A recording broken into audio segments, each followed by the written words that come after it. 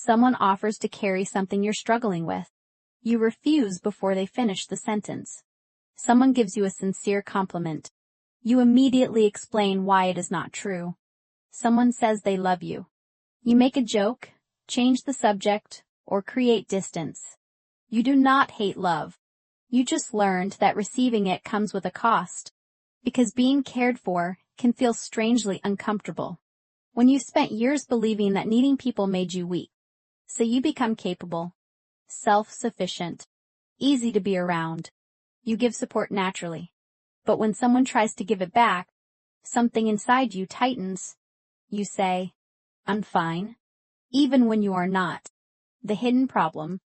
People often think emotional independence means needing very little. But sometimes, it means needing something deeply and refusing to let anyone see it. You can be generous with your time, patient with someone else's pain, available when everyone else is falling apart. But when someone notices that you are tired, you minimize it. When someone offers to help, you say they do not have to. When someone tries to get close, you begin searching for the hidden condition. What do they want? What will they expect later? How long before they change their mind? This is where receiving becomes difficult. Not because the kindness is necessarily unsafe, but because your nervous system may have learned that dependence creates danger, that accepting something creates debt, that being seen creates exposure, that allowing someone to care for you gives them the power to hurt you. And those beliefs rarely arrive as clear thoughts. They settle quietly. They become reactions. Fear 1. Receiving feels like debt. For some people, every act of kindness creates an invisible balance sheet. If someone helps you, you feel you must repay them immediately. If someone listens to you, you feel guilty for taking their time. If someone gives you love freely, you begin wondering what they will ask for later. The gift does not feel like a gift. It feels like an obligation waiting to reveal itself. So you reject it early. You say, "No, really, I can handle it." You insist on paying. You apologize for being tired. You make sure nobody has to carry anything for you. Because somewhere inside, receiving has become connected to owing. And owing has become connected to losing freedom. But healthy connection is not a transaction. You are not required to earn every moment of care before you accept it. Sometimes someone helps because they want to. Sometimes love is not a contract. Sometimes the absence of a hidden price is exactly what feels unfamiliar. Fear 2. Receiving exposes you. Giving allows you to stay in control. You choose what to offer. You decide how much of yourself becomes visible. You can be useful without being vulnerable. But receiving reverses the direction. Now someone sees that you cannot manage everything alone. They see the exhaustion behind the competence, the loneliness behind the silence, the fear behind the calm expression. This can feel dangerous, because if someone sees the real need, they might see the real person, not the reliable one, not the strong one, not the person who always knows what to do. Just you, uncertain, tired, wanting something. For someone who learned to stay safe by being impressive, receiving care can feel like being exposed without protection. So you reject the compliment. You hide the struggle. You turn the emotional moment into a practical problem. You say, "It is not a big deal." Fear 3. Receiving threatens your identity. You may have built your entire identity around being the person who does not need much. The one who handles things. The one who stays calm. The one who never asks twice. People may even praise you for it. They call you mature, strong, independent. But praise can make a survival strategy feel permanent. Eventually, you stop saying, "I learned to handle everything alone." You start saying, "This is just who I am." That is the trap. Because independence can be a value, but it can also become a wall that you defend. Even when nobody is attacking you, you keep everyone at a safe distance. Then you wonder why you feel unseen. You refuse support. Then you wonder why you feel alone. You protect your identity so carefully that nobody is allowed to care for the person beneath it. Protected, but disconnected. This pattern does not always come from one dramatic event. Sometimes it forms through moments so ordinary that no one remembers them. A child wakes in the middle of the night after a frightening dream. They walk quietly toward a bedroom door. Their hand reaches for the handle, then stops. They remember yesterday.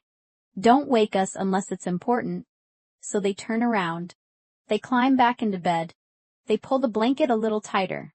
And without realizing it, they solve the problem alone. The nightmare ends. But the lesson stays. Maybe needing comfort should stay private. A child asks for comfort and repeatedly receives impatience. A child needs help, but is met with criticism. A child learns that support is available only when they perform correctly. Stay quiet, or stop being difficult. Over time, the brain begins making predictions. If I need something, I will inconvenience someone. If I depend on someone, they may disappoint me. Mike Coverin. If I reveal too much, I may lose connection. So the child adapts. They become quieter, more useful, less demanding. And eventually, the adaptation becomes automatic. The adult does not consciously decide to reject love. The adult simply experiences love as unfamiliar. The body notices the unfamiliarity first. Tension, suspicion, the urge to withdraw. That's because the nervous system reacts before the conscious mind has time to explain what it's feeling. Sometimes your body decides something feels unsafe, several moments before your thoughts begin searching for a reason. The sudden need to prove that everything is fine. That discomfort does not always mean the person offering love is wrong for you. Sometimes it means the experience is new. The cost of refusing care. The painful part is that the strategy can create the very loneliness it was designed to prevent. You refuse help to avoid becoming a burden. But people begin to believe you do not need them. You hide your feelings to avoid rejection. But others never get the chance to understand you. You stay emotionally controlled to avoid disappointment. But nothing deeply mutual can grow without some risk. You become so good at surviving without support that support begins to feel unnecessary. Then one day, you realize you are surrounded by people who love the version of you that never asks for anything. And nobody knows how much you have been carrying. No proof that you are unlovable. Only proof that you have been difficult to reach. But it was never only about the problem. It was about whether you could let someone witness it. Learning to receive does not mean becoming dependent on everyone. It does not mean ignoring red flags. It does not mean accepting care from people who use kindness as control. Discernment still matters. But there is a difference between protecting yourself from unsafe people and refusing safe people automatically. Start small. When someone gives you a compliment, do not explain it away. Say, thank you. When someone offers practical help, pause before refusing. Ask yourself whether you truly do not need help, or whether being helped simply feels uncomfortable. When someone shows genuine care, allow the moment to exist without testing it. You do not need to repay every kindness immediately. You do not need to become less independent. You only need to stop treating every act of love as evidence against your freedom. The discomfort may remain for a while. That does not mean you are doing something wrong. It may simply be the old pattern losing authority. You do not have to become helpless to be loved. You do not have to collapse before someone is allowed to support you. You do not have to prove that you deserve care by suffering silently first. Love is not always a trap. Help is not always a debt. Being seen is not the same as being controlled. And receiving does not make you weak. It makes connection possible. The hardest part isn't finding people who will love you. It's recognizing love when it arrives in a language your nervous system never learned to trust. Perhaps the greatest tragedy isn't that some people grow up without enough love. It's that they finally meet it and mistake it for danger. Healing isn't learning how to need more. It's learning that your needs were never the thing that made you difficult to love. The fear protected you once.